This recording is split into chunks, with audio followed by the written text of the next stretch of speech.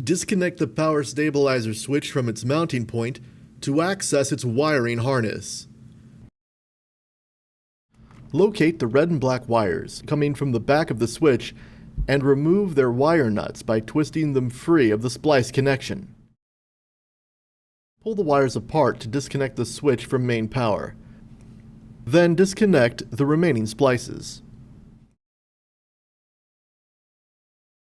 Take the red wire from the new switch and splice it into the harness leading to the 12-volt DC power connection with a wire nut.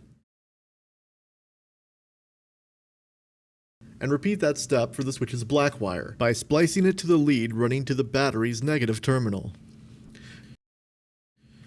Take the switch's yellow or white retraction wire and splice it to the negative leads running to the motor or motors of your power stabilization system. Repeat this step for the motor's positive terminal leads by splicing them into the switch's blue extend wire. If your switch's wire are different colors than what is stated in this video, you may need to check them for continuity with the switch applied to one or the other positions to determine which wire corresponds to which mode.